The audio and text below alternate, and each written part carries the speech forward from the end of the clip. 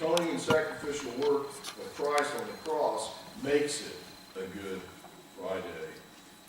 We're going to consider the events leading up, scripturally here, leading up to and Jesus' final hours.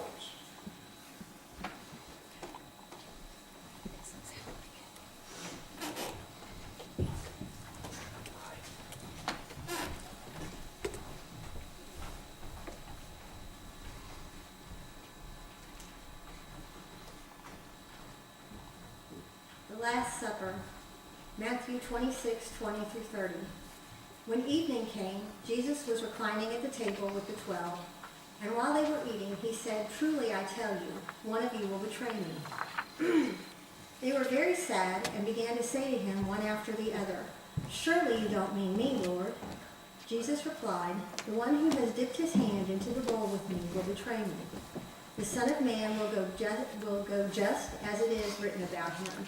But woe to that man who betrays the Son of Man. It would be better for him if he had not been born." Then Judas, the one who would betray him, said, "Surely you don't mean me, Rabbi." Jesus answered, "You have said so."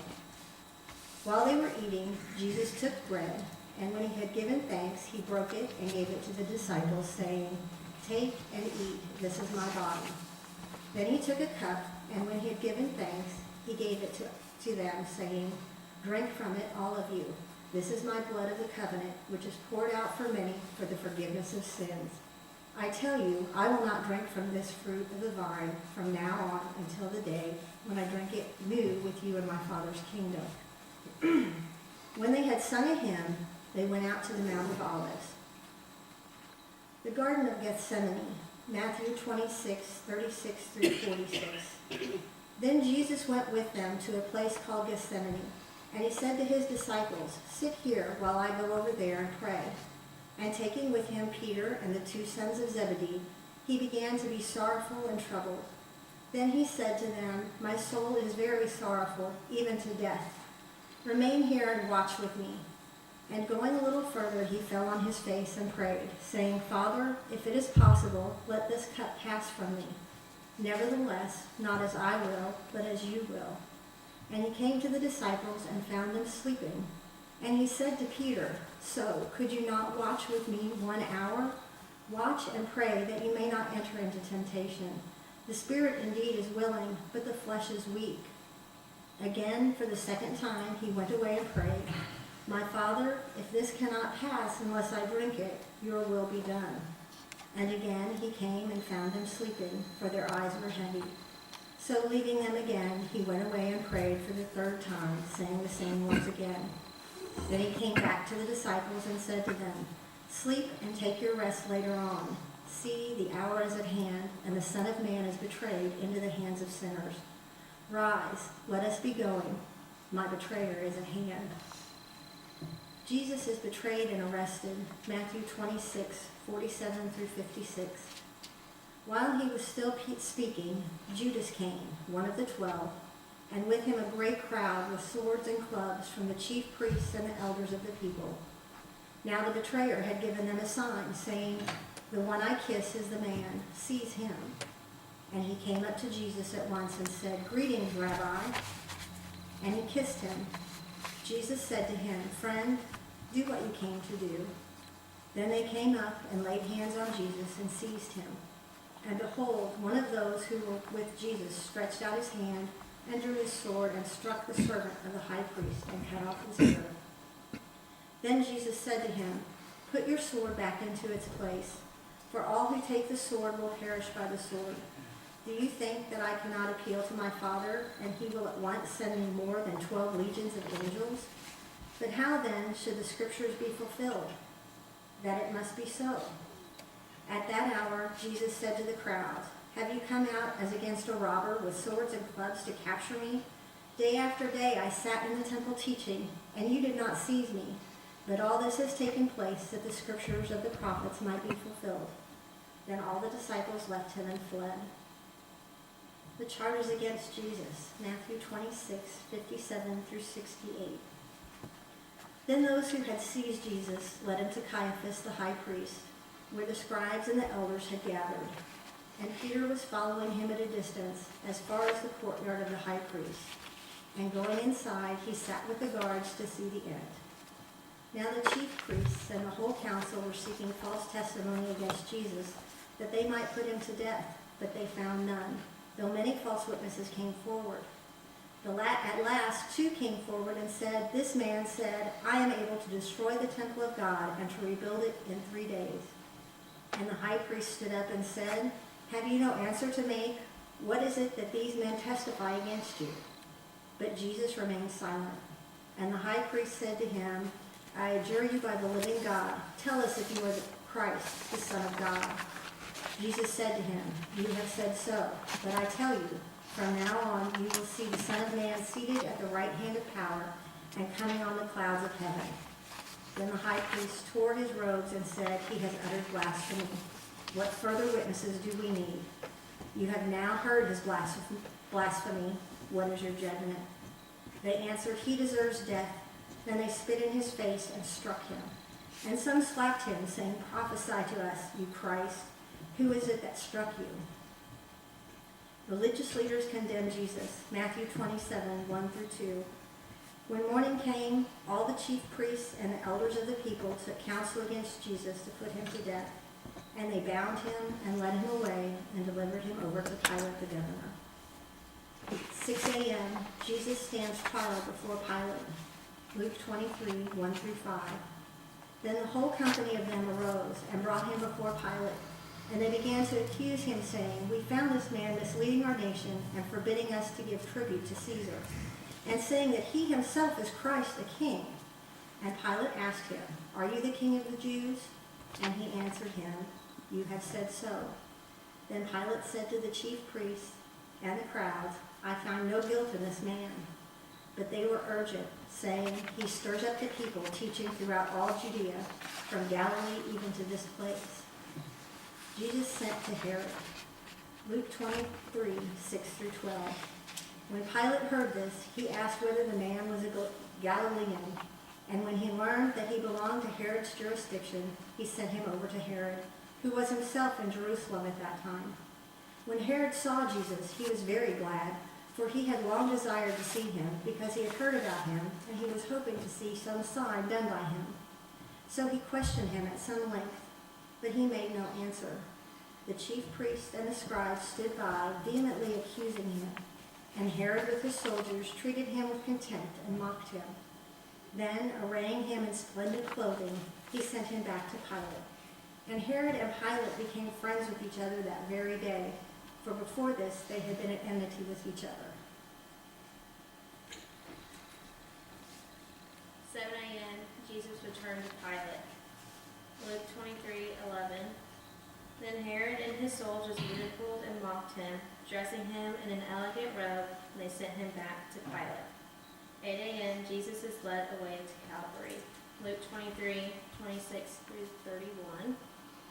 As they led him away, they seized Simon from Cyrene and was on his way from the country, and put the cross on him and made him carry it behind Jesus. A large number of people followed him, including women who were mourned and wailing for him. Jesus turned and said to them, "Daughters of Jerusalem, do not weep for me. Weep for yourselves and for your children. For the time will come when you will say, Blessed are the barren women in the wombs in whom are born, and the breasts that have never been nursed. Then they will say to the mountains, Fall on us, and to the hills, cover us. For if men do these things when the tree is green, what will happen when it is dry?" 9 a.m., the third hour. Jesus is crucified on the cross. Mark 15:25. And it was the third hour when they crucified him. Then we have Luke 23:34. But Jesus was saying, Father, forgive them, for they know not what they are doing. 10 a.m. Jesus is insulted and mocked. Matthew 27:39 and 40. And those passing by were hurling abuse at him, wagging their heads and saying, You are going to destroy the temple and rebuild it in 3 days? Save yourself. if you and your Son of God come down from that cross. Mark 15:31. In the same way, the chief priests also along with the scribes were mocking him among themselves and saying, he saves others, he can't save himself. Luke 23:36 and 37. And the soldiers also mocked him, coming up to him, offering him sour wine and saying, if you are the King of Jews, save yourself. Luke 23:39. And one of the criminals who were hung there was hurling abuses, saying, you are not the Christ. Save yourself and us.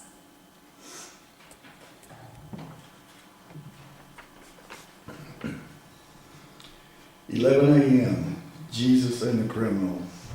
Luke 23:40 through 43. But the other rebuked him, saying, do you not fear God, since you are under the same sentence of condemnation? And we indeed justify justly, for we are receiving for the due reward of our deeds. But this man has done nothing wrong.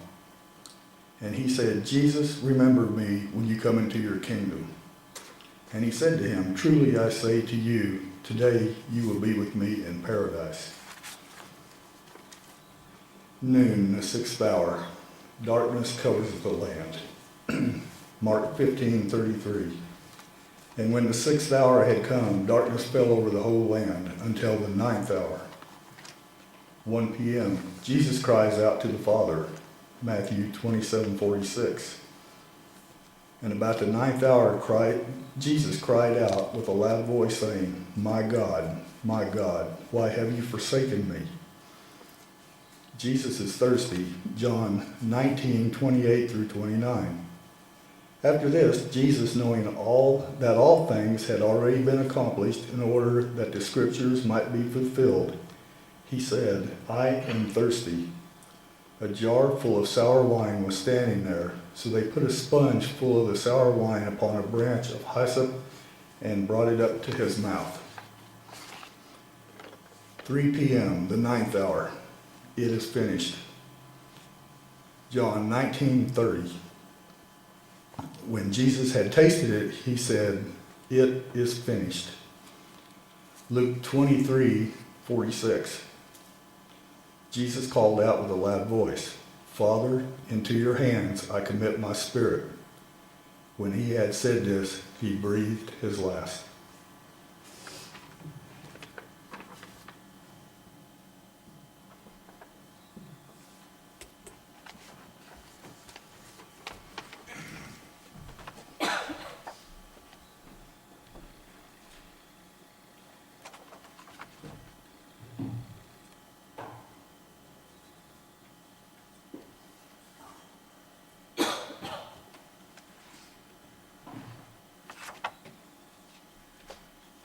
John 19:38 to 42.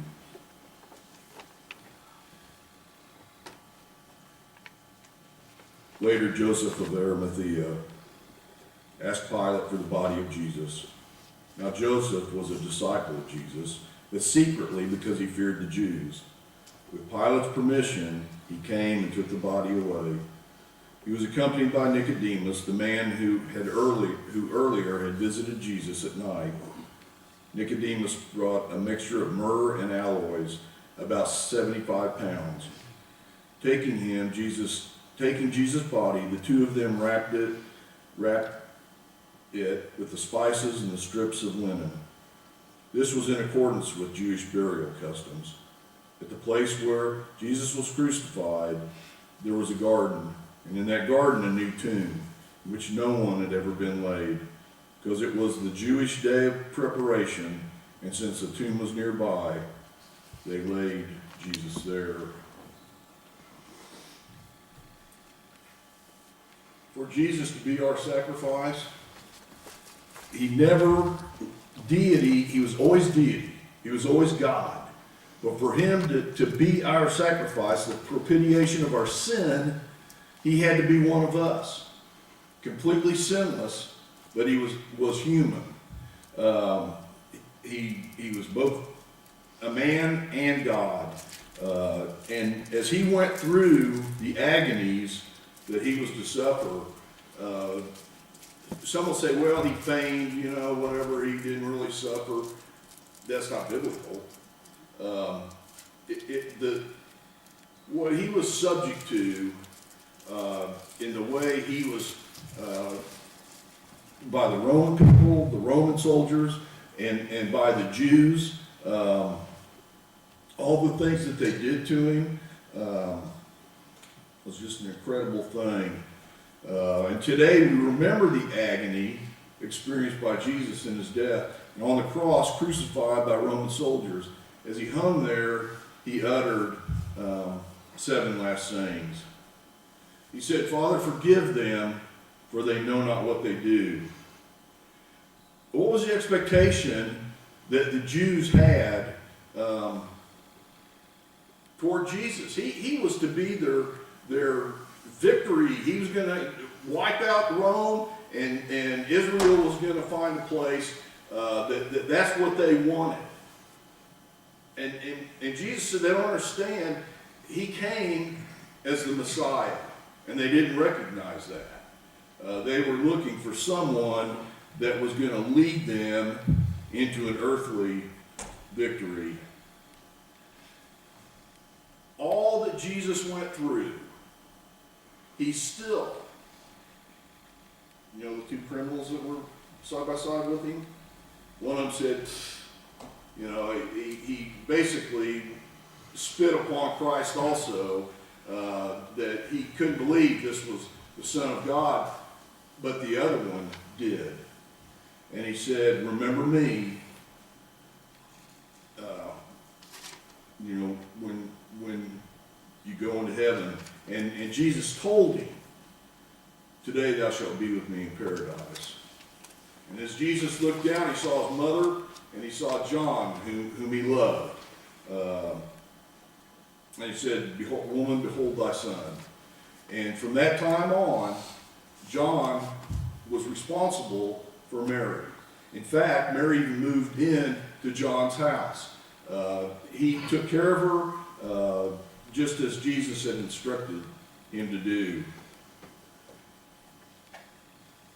He said, my God, why hast thou forsaken me?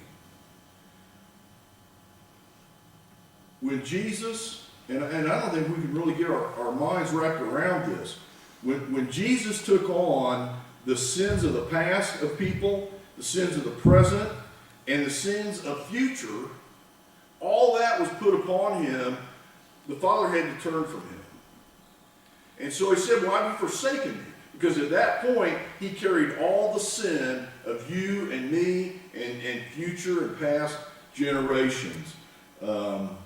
I think it would be immense if he just had my sin on him. But to think that he had all the sin of all the world, all through time and future, was incredible. And God just had to turn away because God couldn't look upon that sin. Jesus said, I thirst. If he wasn't a man, he wouldn't have said that.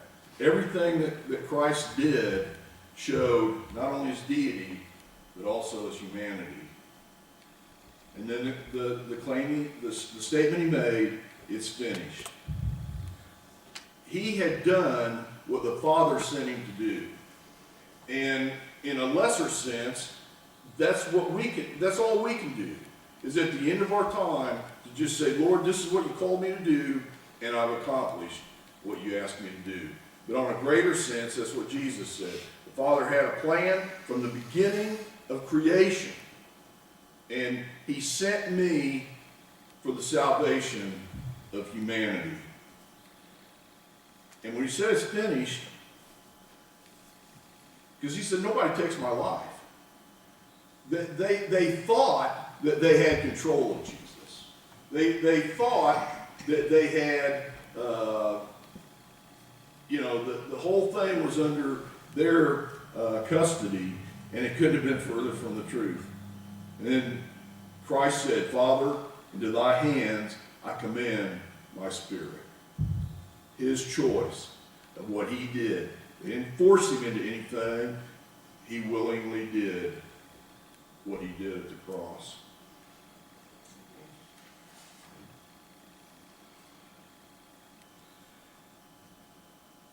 in closing, with the death of Jesus, there's no more to be said this day.